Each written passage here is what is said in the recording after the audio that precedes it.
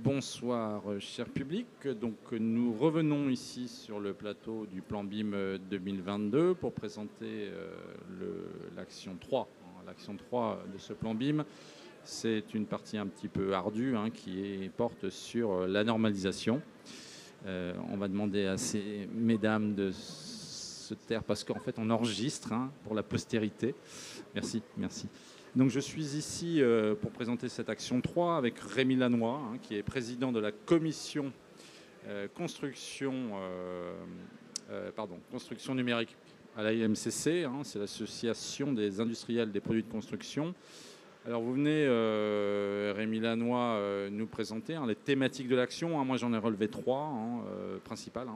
L'expression des besoins de la filière, la vulgarisation des travaux de normalisation et la suite du projet POBIM. Alors évidemment, la normalisation, ça fait un petit peu peur. C'est pas la partie la plus fun du plan. Non, on m'a pas donné la partie la plus fun pour parler, donc forcément, il n'y a pas beaucoup de monde. Pourtant, ça devrait intéresser énormément de monde puisque la normalisation, les normes, ce sont des outils méthodologiques qui sont là pour permettre de mieux travailler, de mieux appréhender des sujets, de mieux de rendre une qualité meilleure quelque part sur toutes les actions qu'on peut avoir dans les métiers. Là, on parle de la numérisation. La normalisation, il y en a dans tous les métiers de la construction. Ce sont des travaux qui sont français. Il y a des travaux internationaux et on ne fait pas de la normalisation qu'en France. On a des partenaires européens, on a des partenaires à l'international qui travaillent de concert pour harmoniser les éléments, harmoniser les normes, harmoniser, on va dire, la sémantique qui est derrière les normes, c'est-à-dire la manière dont on va les écrire, dont on va les définir. Et comme je disais, c'est pas forcément fun, c'est pas forcément, on va dire, hyper intéressant, quoique. Enfin, moi, en tout cas, ça m'intéresse. Mais malheureusement, il faut en passer par là. Et donc, on y est. On y est. Alors, vous rappeliez les 3 actions. On est dans le cadre du plan BIM 2022. Déjà à l'époque du PTNB, se posait la question du soutien des pouvoirs publics auprès des acteurs de la normalisation. Donc la normalisation, tout le monde connaît à peu près l'AFNOR. L'AFNOR, c'est l'association qui s'occupe de faire travailler les gens autour de la normalisation.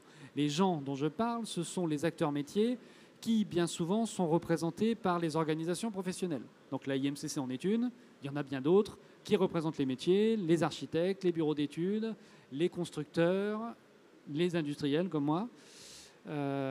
Et tout ceci se fait au travers de ce qu'on appelle des consensus. Donc c'est un mot très important en normalisation, c'est de trouver le dénominateur commun qui nous permet de travailler ensemble de la même manière et de manière partagée. Quand on parle de BIM, on a bien compris de quoi on parle. Donc, ces actions de normalisation qui ont été menées dans le cadre de la commission de normalisation PPBIM, donc la commission de normalisation PPBIM, elle a été créée en... Non, c'est pas sur vous. C'est parce que je refais l'histoire, je refais le contexte. Non, mais je vérifie pas les dates. Il n'y a pas de souci. Donc, elle a été créée en 2012, cette commission de normalisation, sous l'égide de la IMCC, d'ailleurs, il faut le rappeler. Et donc, cette commission de normalisation, elle a eu pour principal rôle de suivre les travaux qui étaient menés à l'international et de proposer des approches françaises dans les travaux internationaux. Et cette approche française, elle s'est surtout matérialisée sur un sujet qui était porté par des industriels au départ, qui était la notion d'objet, la notion de sémantique, les fameux dictionnaires de propriété, d'où le nom d'ailleurs PPBIM, et les projets qui ont suivi, donc les normes, la fameuse norme PPBIM, bien d'autres normes depuis, bien évidemment, et les actions, les projets comme POBIM. Ces actions à la fin du plan du PTNB, elles ne se terminaient pas avec le plan. Donc il a fallu les continuer et le plan BIM 2022 est venu en soutien des actions de la scène PPBIM. Donc, dans le cadre du plan BIM 2022, ce qui nous intéressait, ce n'était pas d'interférer déjà dans les travaux qui existaient, bien évidemment, on n'était pas là pour se substituer à ce qui se passait dans la CN. D'ailleurs, de toute façon, ça n'avait aucun sens puisque c'était les mêmes personnes qui travaillaient. Par contre, ce qui nous intéressait, c'était comment on pouvait valoriser les travaux de normalisation auprès du grand public. Donc, pour les valoriser, on a axé notre action sur 3 éléments. Le premier, c'était des actions de vulgarisation, c'est-à-dire expliquer au plus grand nombre ce qu'est la normalisation, lui bien expliquer que ça ne fait pas peur. Encore une fois, c'est là au service de l'acteur filière, de l'acteur métier, et que c'est facilement implémentable dans son propre métier. Action de vulgarisation. Le deuxième élément, c'était des actions qui étaient liées à, on va dire, la recherche des besoins. C'est-à-dire que dès lors qu'on vient travailler en normalisation, c'est que derrière, il y a une expression de besoin de standardiser des pratiques. Donc ça, dans le cadre de la CNPP-BIM, on va dire que c'est porté par les acteurs organisations professionnelles.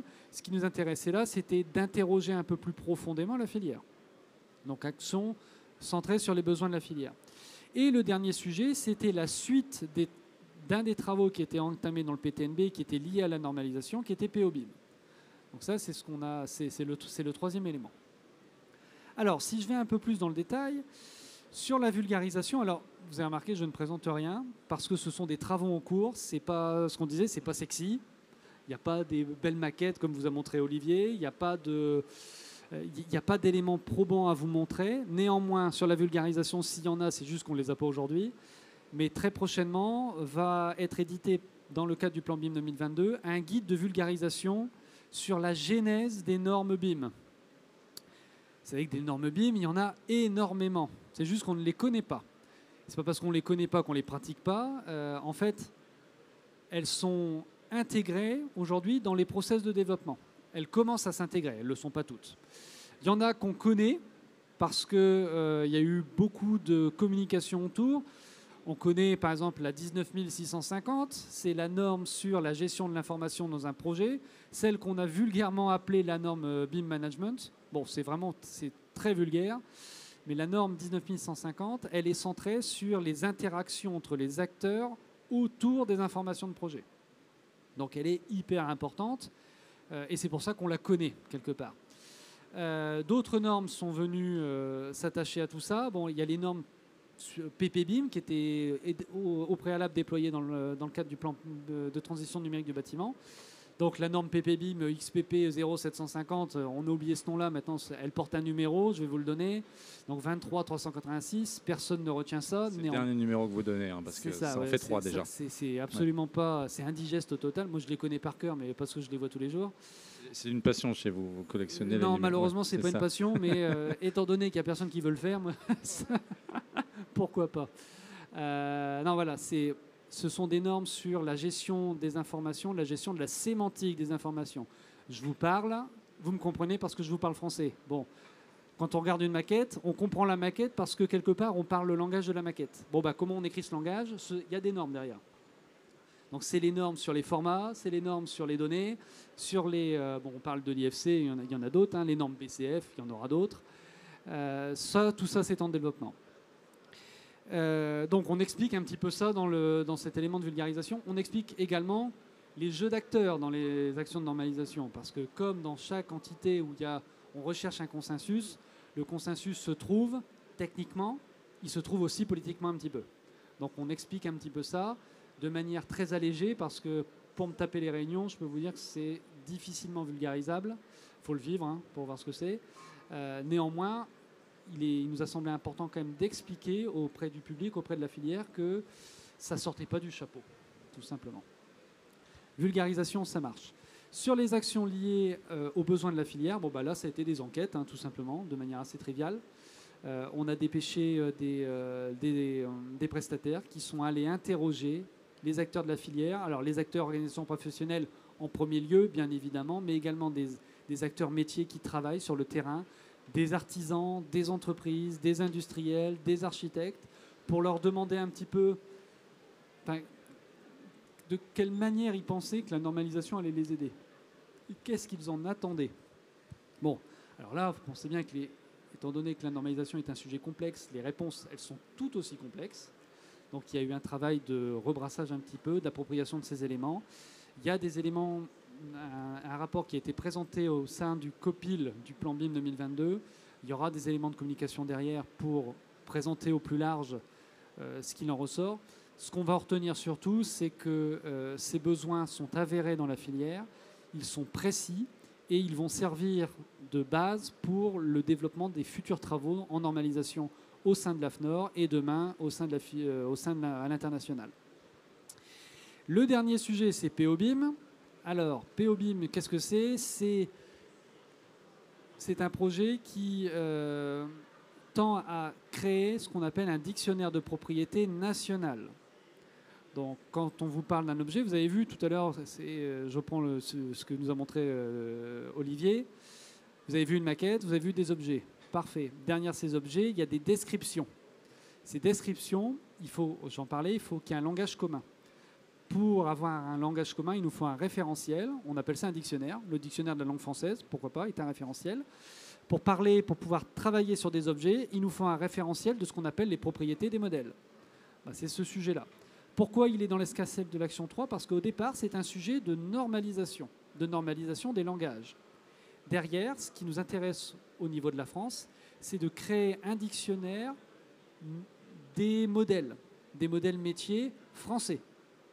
Et après, ce qui nous intéressera, mais là, je parle dans le futur, c'est de voir comment ce dictionnaire s'harmonise avec des dictionnaires qui ne sont pas que français, des dictionnaires internationaux, qui sont de différents métiers, dans différentes filières, dans différents contextes. Donc voilà un petit peu le panel de ce dont on travaille aujourd'hui au sein de l'Action 3. Encore une fois, c'est compliqué. Ça demande un consensus également parce qu'il y a beaucoup d'acteurs autour de la table. Mais plus on est, mieux c'est, puisque plus on est représentatif.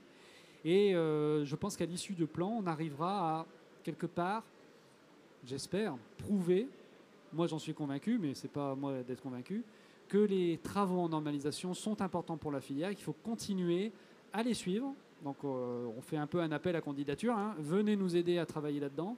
Parce que derrière, il y a de la technique, mais il n'y a pas que ça. Il y a aussi des jeux d'acteurs avec des partenaires européens qui n'ont pas forcément les mêmes objectifs que nous. Voilà. Pour résumer, peut-être votre propos, ce que vous nous dites, c'est que les normes, en fait, elles aident la filière bien plus qu'elles ne la brident, parce que c'est souvent ce qu'on reproche aux normes, c'est de brider l'acte de construire. Il y en a partout, même si on va vers la simplification, c'est une volonté gouvernementale, mais c'est ce que vous nous dites. En gros, apprendre à parler, avoir un dictionnaire, c'est ça. Exactement. Une norme, normalement, c'est pas là pour nous casser les pieds. Une norme, c'est pour codifier, c'est pour aider, c'est pour accompagner. Bien souvent, d'ailleurs, on confond les normes avec d'autres trucs qui, eux, sont plus contraignants, comme les règlements ou les lois. Une norme, c'est ni un règlement ni une loi, c'est d'application volontaire. Ça n'est pas obligatoire, sauf quand une norme est harmonisée au niveau européen, où là, elle devient règlement. Mais là, on n'est pas là-dessus. Il n'y a pas de normes harmonisées en BIM aujourd'hui. Ce sont des normes méthodologiques. Par contre, elles peuvent être rendues obligatoires par un maître d'ouvrage, par un acteur, dans un cadre contractuel, et uniquement contractuel. C'est ça.